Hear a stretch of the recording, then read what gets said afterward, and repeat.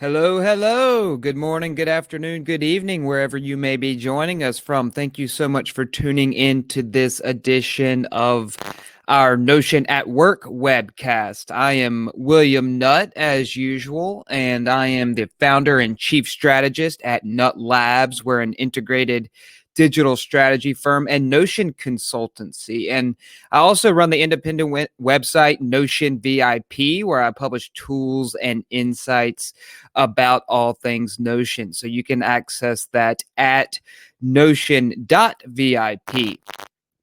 So last week, Notion released one of its biggest and most exciting updates, and it included, as I'm sure you've seen, its new timeline view, which allows you to view database items along a linear timeline, kind of like a Gantt chart. And it offers a pleasing way of visualizing your database items chronologically while exposing any potential capacity issues.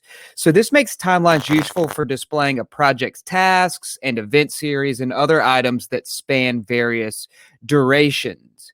So today I'm going to cover the fundamentals of the timeline view. And to do so, I'm going to use two practical examples that you'll find applicable to almost any workspace. And for your reference, those examples are going to be available as a template that you can download from Notion Market, which I'll include in the recording of this webcast episode on YouTube. And then after covering timelines, I'm going to briefly touch on two other new features from last week's update.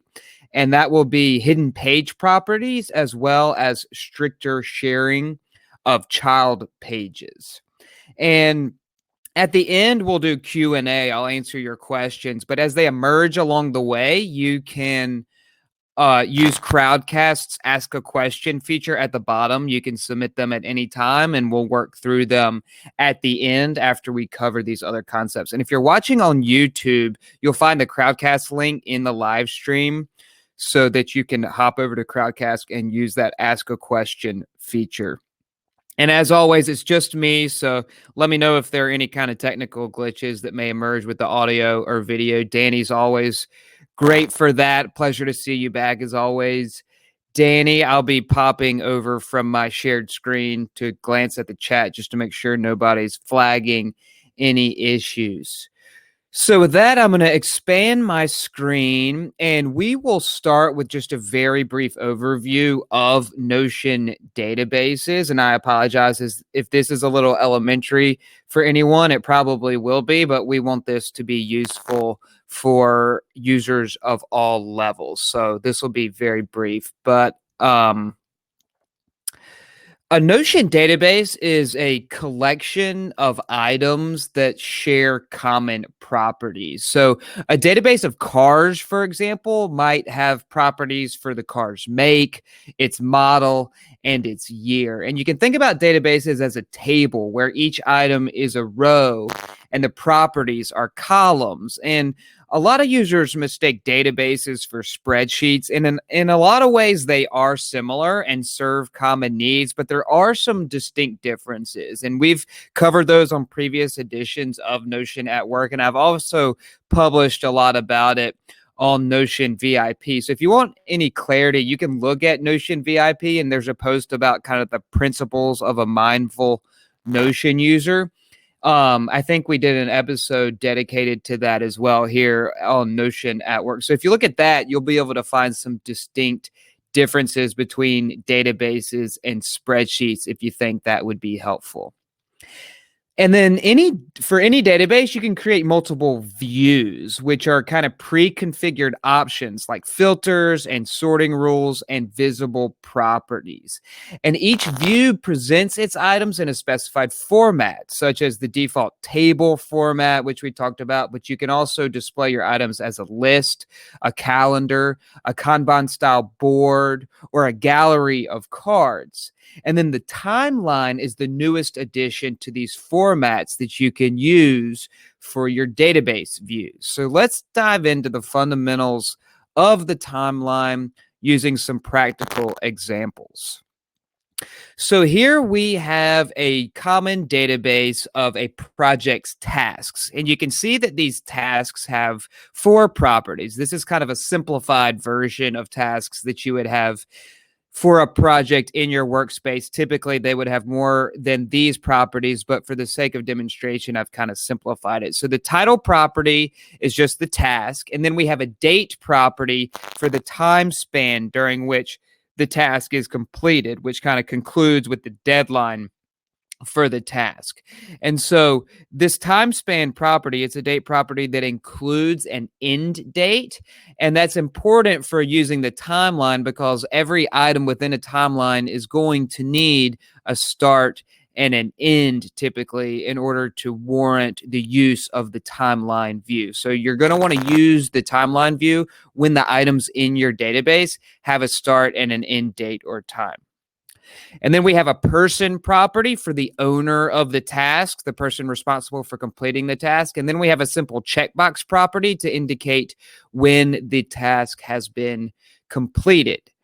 So in order to create a timeline view, what we will do is click the Add a View option, and we can just call it the timeline, or for fun, we can call it the task timeline, and we'll choose the timeline format.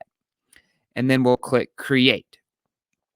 And I'm going to go ahead and I'm going to make this page full width for demonstration purposes. So here you can see in the timeline view, we kind of have 2 distinct sections. We have this linear timeline that is labeled with the year, the month, and the days of the month along the top. And then the items are displayed within this linear timeline as sort of bars like you would see in a Gantt chart. And then to the left here, we have a table that displays alongside the timeline. And so when you create this timeline view, the first step that you're going to want to take is you're going to want to specify which date property or properties for the timeline to use to display the item along the timeline. Now, if you just have one date property, it's going to default to that and you're not going to need to change it. But in some cases, you do have multiple date properties and it won't always use the ones that you want to use for the timeline. So you'll click the 3 dots at the top here and you have this option for timeline by. So when you click timeline by, you'll see all of your date properties and you can choose which one you want to use to determine where to display the items on your timeline. Now, remember that for our tasks, we have a single date property, the time span property, and it includes a start and end date. That single property does. But sometimes you can use separate properties for the start and end. And when you do that, you can toggle this option here and then choose which date property to choose for your start and which one to choose for your end, as we'll see in our second example. But because this is our only date property, it defaults to time span, and that's exactly what we want.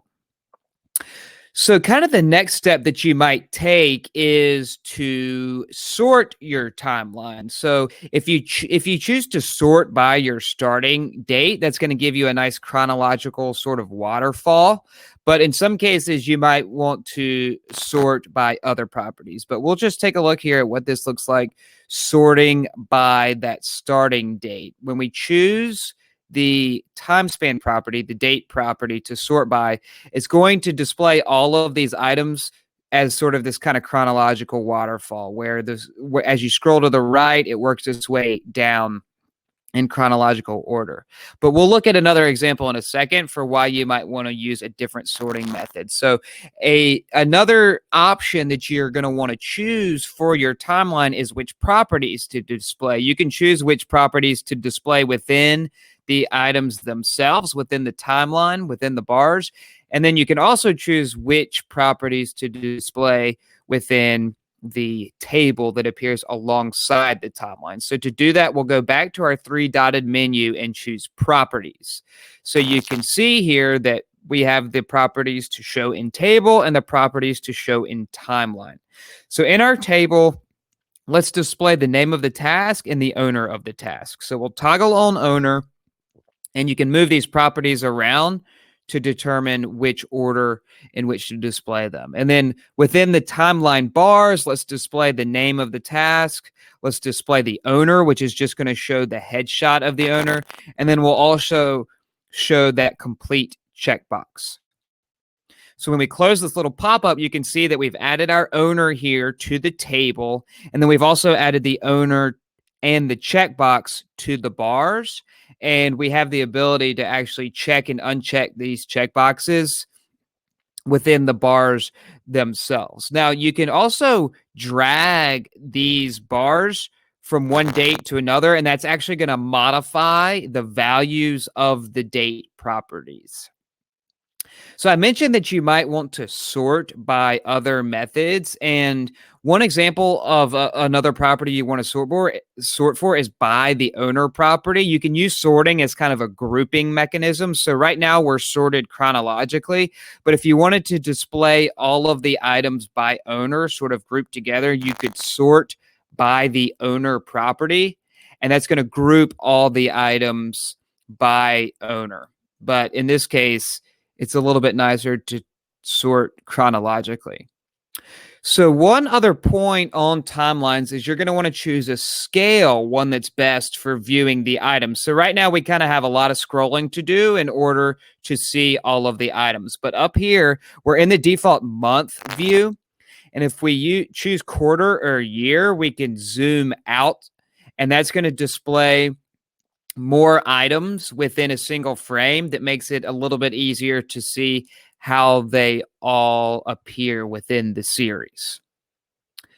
So let's move on here to our next example. In this example, we're going to work with a series of events. And in this case, this is the PGA tournaments from the 2019-2020 season. And you can see here that we have 5 different properties for each tournament. We have the tournament, which is the title property. And then we have 2 date properties. In this case, we're splitting up our start date and our end date. Each has its own property, and these properties don't have an end date because there are separate properties for the start and end. And then we have a simple text property for the location of the event. And then we have a relation property where we choose the winner of the event. So this relation property is actually going to give you the ability to choose items from another database. We've related it to a winners database. So if we take a quick look at the winners database, we can see all of the winners from the season. And the cover, it's displayed as a gallery, and the cover photo is the headshot of the player. And then the icon for each of these pages is the country's flag where the player is from. So this is going to be a nice feature of our timeline, as you'll see here in a second. But this winners database is an independent database, and our tournaments database is linked to it in order to choose the winner. So we can add a view here to create a timeline. So we'll just name it timeline and choose timeline from the formats list and create it. And so we'll just go through kind of the same steps that we went through last time to customize the timeline. Let's start by zooming out. We'll choose the year scale so that we can see more of these events in a single frame. And then we'll sort chronologically again so that we have that kind of nice waterfall view. We'll sort by the start date. And then we're also going to want to be sure that we're using the correct date properties for the timeline by option. So we have 2 separate ones now, one for start and one for end. So we're going to toggle on these use separate start and end dates. Toggle on this option, and then specify start for the start date and end for the end date. So now the items are displaying just as we want them to. We're in that year scale, and we're sorted by the start date, which gives us this nice sort of waterfall chronological format. So now let's customize the display of properties. In this case, let's just hide the table. And when we hide the table, of course, we have just the items of the timeline. And so within the items of the timeline, we might want to display just the winner along with the name of the tournament, which adds kind of a nice effect. So you can see here with the name of the winner, it includes the icon from that winner's page in the winner's database, which adds a nice little effect here. Now, another approach that we could take is we could display the table, and the table is going to display the name of the tournament. So we could hide the name of the tournament within the actual card or within the bar. And so we have the name of the tournament to reference within the table, and then the bars themselves are going to contain only the winner along with their icons, which adds a pretty cool effect. So, of course, this is just one example of how you can display a series of events within the timeline. And this is sporting events, obviously, but you could apply this to industry conferences or courses within a single industry conference or meetings over a time period. It could apply in a variety of ways to your business workspace.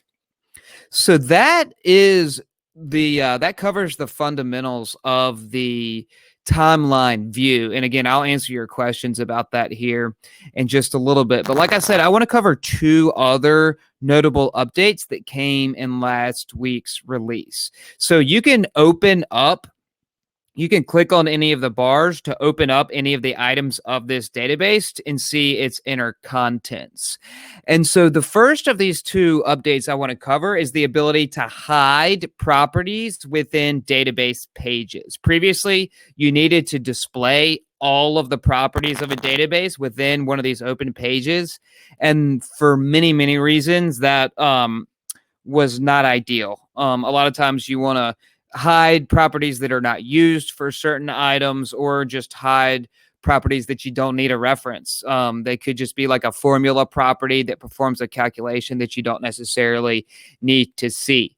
But now you have the ability for any item, you can click on its six-dotted menu to the left, and you have this hide property option, and you can choose to show the property always. You can hide the property when it contains no value, or you can always hide the property. So if we wanted to hide these date properties, for example, for this particular database, then we could choose the always hide option for the start and end dates. And that's going to give us this cleaned up look here.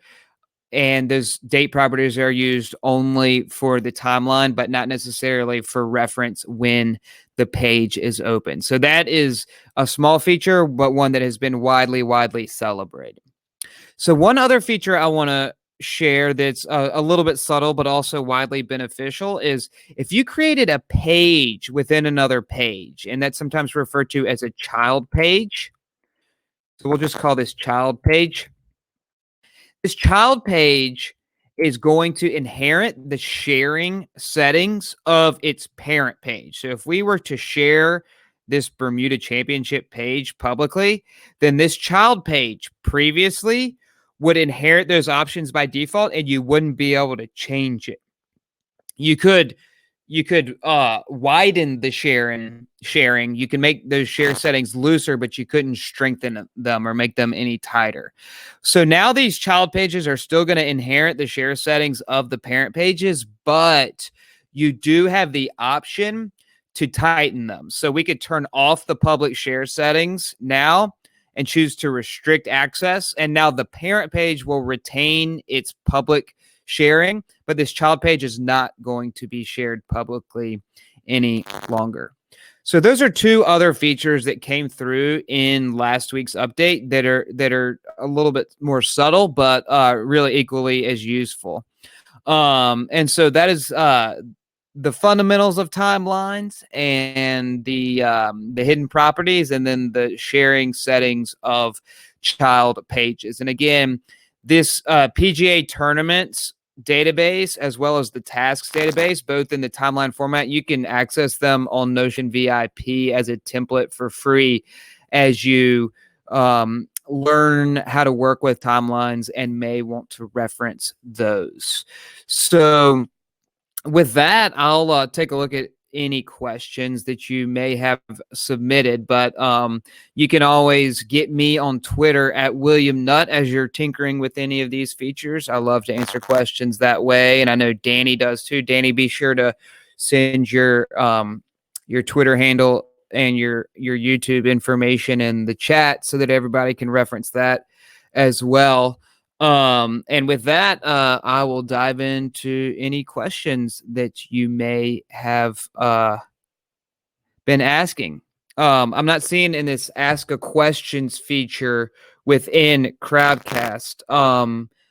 Have we received any in the chat?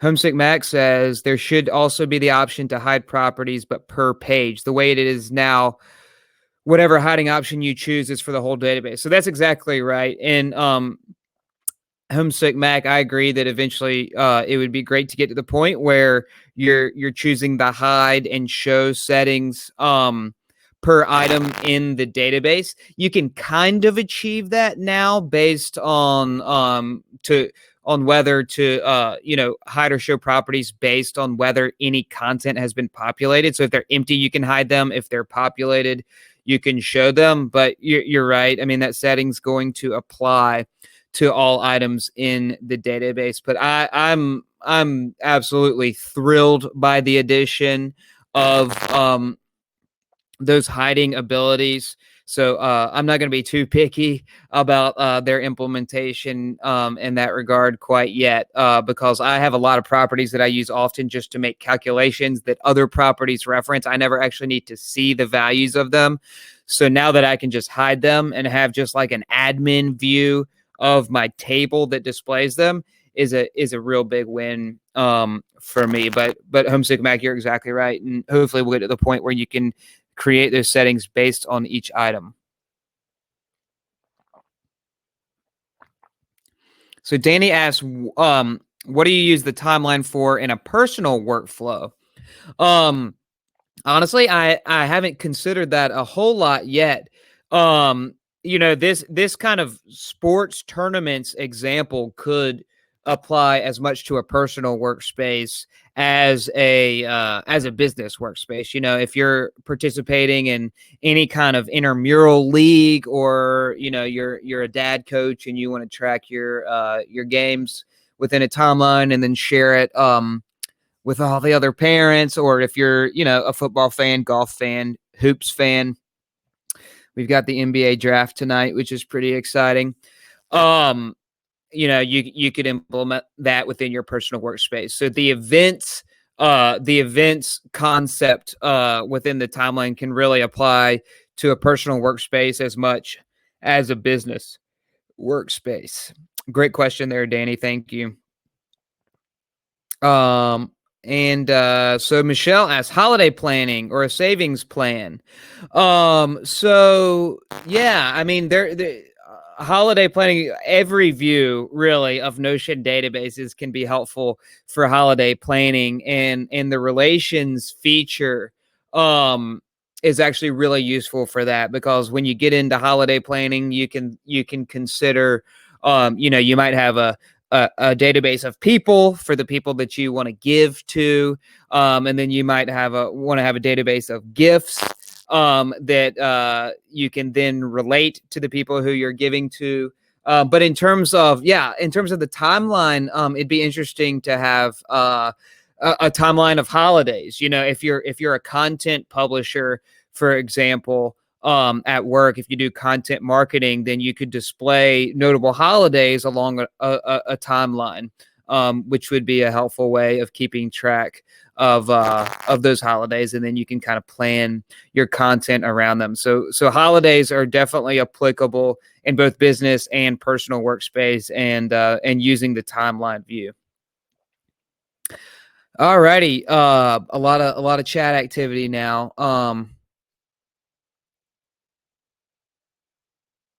Yeah, a nerdy notioneer mentions wedding planning which would be helpful as well. That would be a good example of, because a wedding takes place over a weekend, you could really zoom in to kind of like the hourly planning of wedding events. That the ability to scale, as far back as a year, or as deep in as an hour, I think, would allow you. Remember, you don't need to be focusing on necessarily on items that span multiple days, but they can span just multiple of hours. And a wedding would be a really good example of that. And as you implement the timeline for any of these different great use cases, circulate them. We'll highlight them. I know Notion, the company, is always looking for some great examples to share. And this is a new feature, so everybody's eager to see how users can implement it creatively. So definitely go wild with it, and we'll broadcast it over all of our channels. All righty, just reading through. One could track triathlon times of different athletes. Interesting, Natasha. And by the way, great to see you back here after we've had our offline exchange. Yeah, I love the idea. So many users are using Notion to track their own health and fitness goals. So Natasha speaks of all of these different fitness activities that can be tracked in databases in different ways. So again, as you implement them, definitely circulate them so that we can all see these creative implementations. Would this be the best way to try time tracking for daily schedules? So thank you, Kath, for that question. So Kath again asked, would this be the best way to try tracking for daily schedules? I would say that the tracking itself, in terms of like entering the information, that's going to be done easiest within just a table format. But when it comes time to evaluate the amount of time that you and your team are spending on different activities, and you kind of want a visual of this kind of balance of time spent, then the timeline might be useful for that, because it's going to allow you to compare the way that different people are using their time in different ways. And so that's really where the timeline is most useful, is not necessarily for entering information, but for visualizing it in a way. And particularly if you're doing capacity planning and you want to make sure there's not too much overlap over items over a certain time period, then the timeline will be a really nice way of creating that visual and allowing you to recognize any potential conflicts in capacity.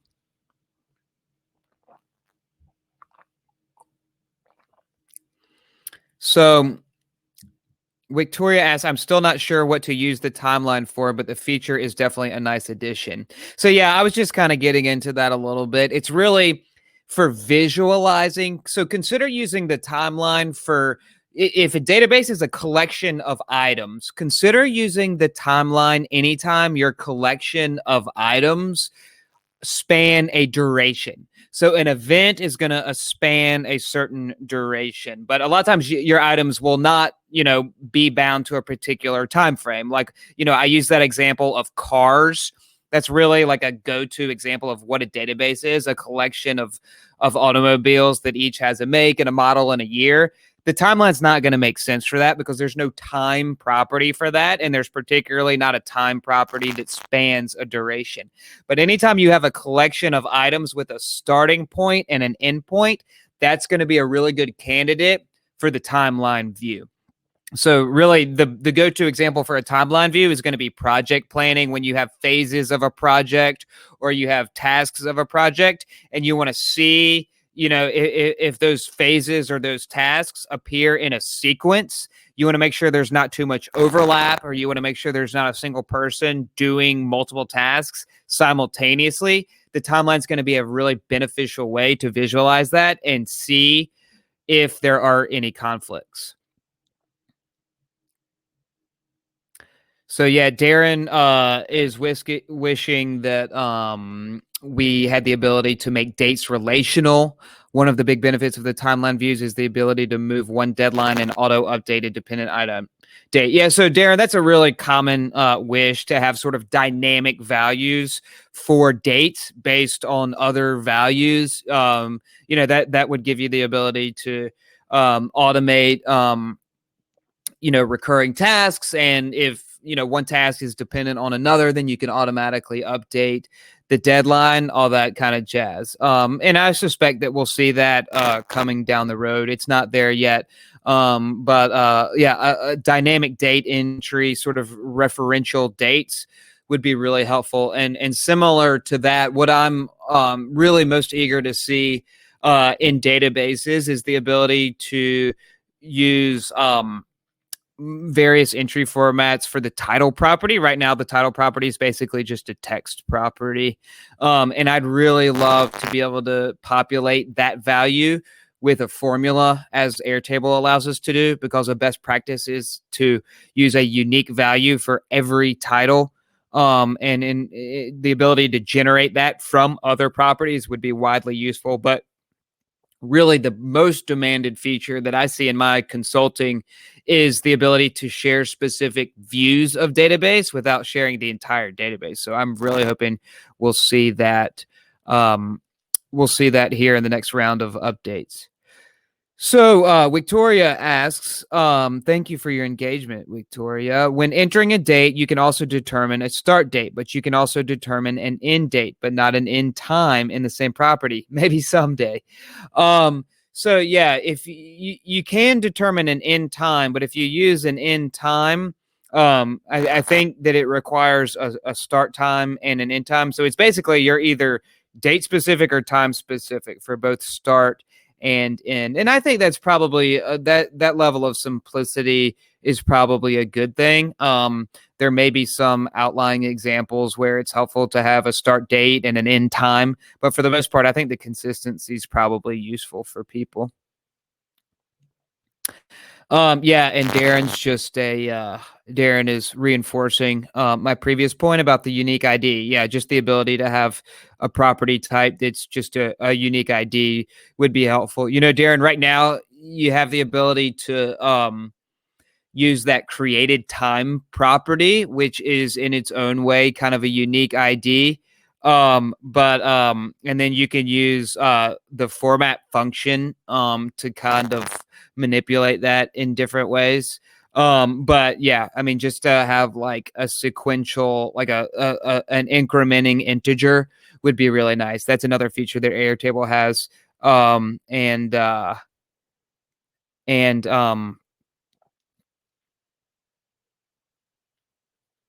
And hopefully we'll see it here in the future. I'm just catching up on Victoria's follow up on her question. She says that we do have the ability to do an end time after a start date, so that's good.